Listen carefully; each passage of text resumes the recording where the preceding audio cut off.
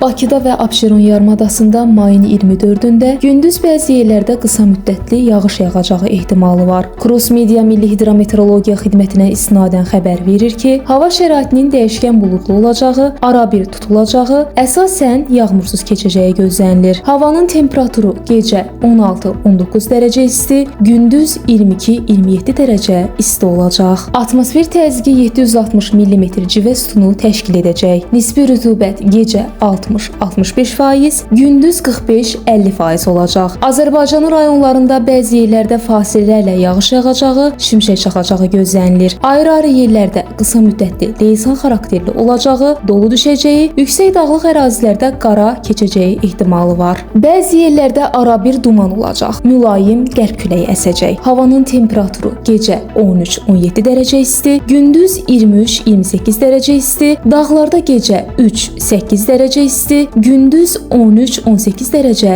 isti olacaq.